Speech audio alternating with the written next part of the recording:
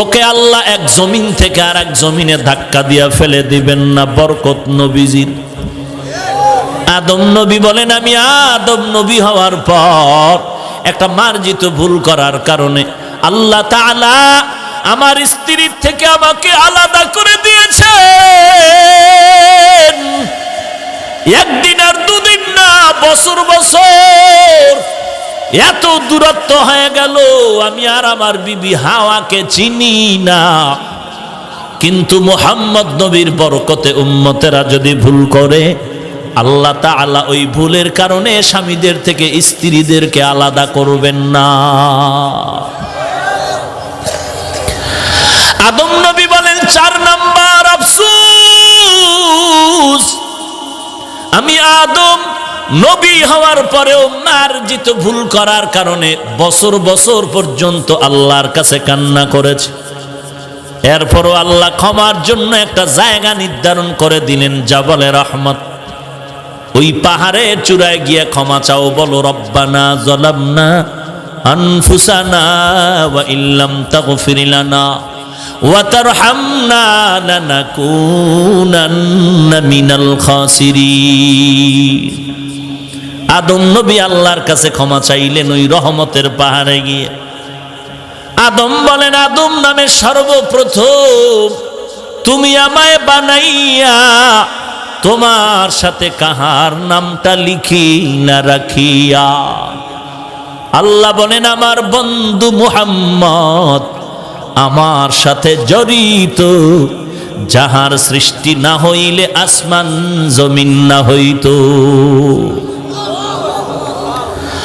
আদম নবী বলেন, আমি ভুল করে কেঁদেছি শত শত বছর। আল্লাহ তাআলা ক্ষমার জন্য নির্ধারিত পাহাড় বানায় দিলেন, ওই পাহাড়ে গিয়া ক্ষমা চাও। আর আখিরি জামানার নবী মুহাম্মদের উম্মতের এত সুযোগ, একটা ভুল করার কারণে আল্লাহ একটা নির্ধারিত কোনো জায়গায় পাঠায় দিবেন না তওবার জন্য, বরং আল্লাহ আখিরি নবীর বরকতে বলবে, উম্মতেরা যেখানেই তওবা করবি সেখানেই তোর গুনাহ মাআফ।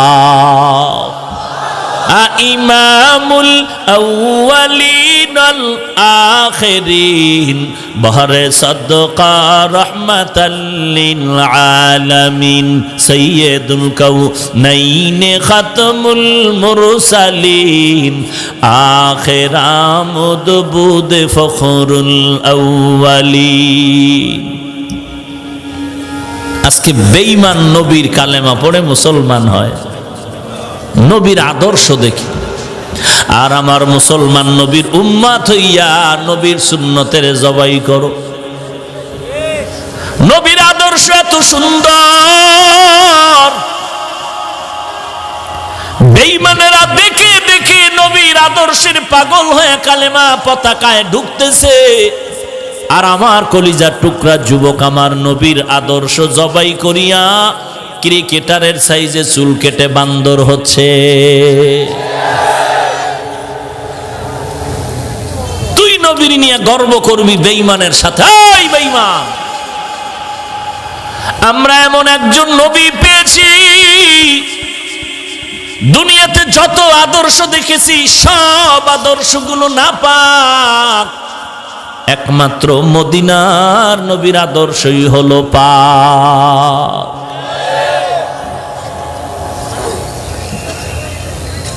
সময়টারে কাজে লাগাও রে ভাই, আখিরাতের লাইনেও যদি কাজে লাগাও বড় দাম হয়ে যাবে। হাকিমুল উম্মত মুজাদ্দিদুল মিল্লাত শাহ আশরাফ আলী থানভী রহমাতুল্লাহ আলাইহির এত নাম কেন, এত দাম কেন? টাকা বেশি ছিল? না না, হাজারের উপরে কিতাব লিখেছেন, আবার দাওয়াতেরও কাজ করেছেন, তাজকিয়ায়ে নফসেরও কাজ করেছেন, দর্স তাদরিসেরও কাজ করেছেন। এই কি হইল? আমি তো গুছাই নিতেছি দোয়ার জন্য, খারাপ লাগে? তাই গজবের ব্যারাম কেন? যদি ভেতরে দীর্ঘ টাইম বসার অভ্যাস না থাকে ঢুকলেন কেন? বাহিরে দাঁড়ায় বিড়ি টানতেন আর বয়ান শুনতেন, দেখতামও না, কিছু বলতামও না। আর 5 মিনিট মোনাজাত হয়ে যাবে, কেউ উঠলে এর আগেই হয়ে যাবে।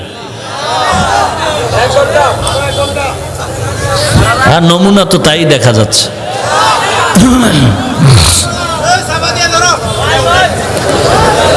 আল্লাহ সব ভাইকে কবুল করেন। আরো জোরে বলেন ওয়াল আসর। আসর মানে সময়, সময়ের শপথ। হাকিমুল উম্মত হাজারের উপরে কিতাব লিখেছেন, এত সময় পাইলেন কই? যেই কিতাবগুলো অধ্যয়ন করলে 3 জনের হায়াতের দিয়েও শেষ করা যাবে না। এটা সময়ের বরকত। কেমন সময়ের বরকত? কিতাব লিখতেছেন, কাগজের উপরে কলম ফেলে লিখতেছেন, আজান হয়ে গেল, কলম ছেড়ে নামাজে গেলেন। আল্লাহর বান্দারা তাকায় দেখে কলমটা ঘুমায় না, অটোমেটিক লেখা লিখতেছি। এটা কেমনে হয়? কেমনে হয়? কেমনে হয়? মুরব্বি না থাকলে বোঝানো যাবে না। এটা আল্লাহর কুদরতে এমনে হয়। এই পাওয়ারটার নাম ফুরকান। এই পাওয়ারের নাম কি? ফুরকান।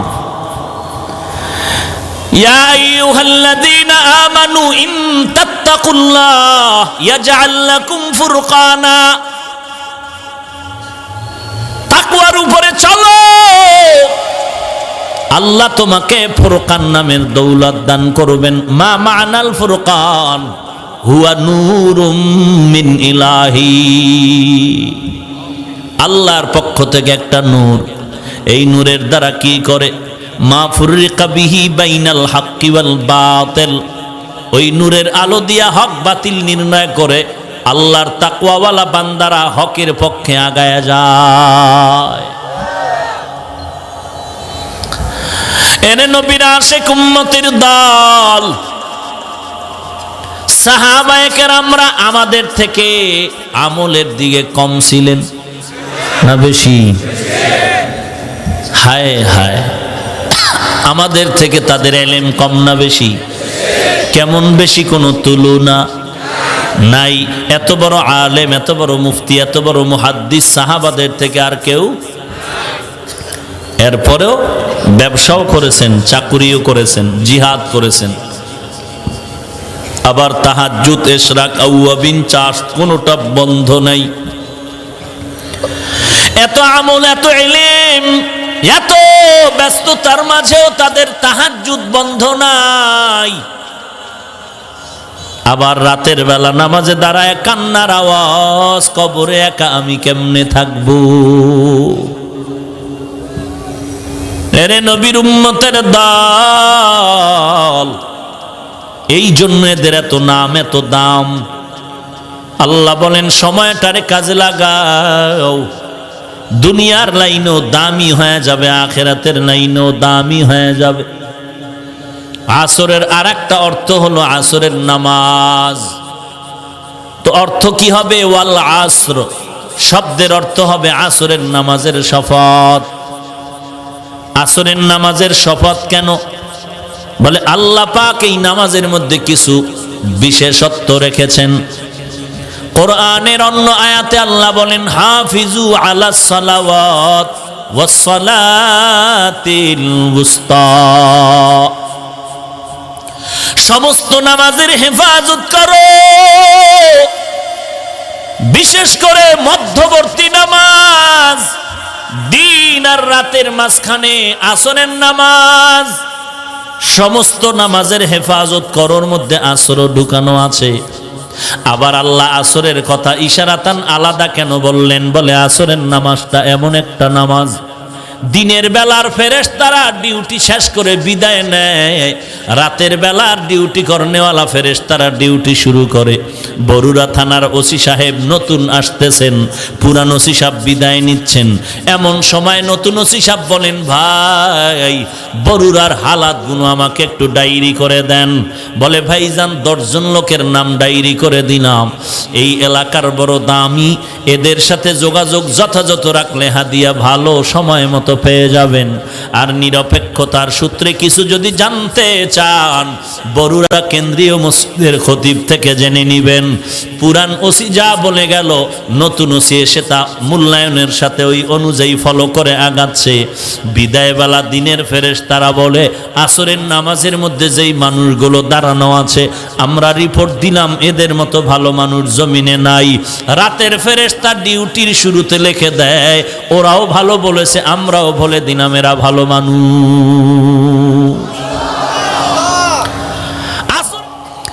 কিসের বয়ান শুনবেন যুবক? পায়ে হাত রেখে বলি, এই গভীর রাত আল্লাহর কাছে তওবা করো। দুনিয়াটা কিছুই না।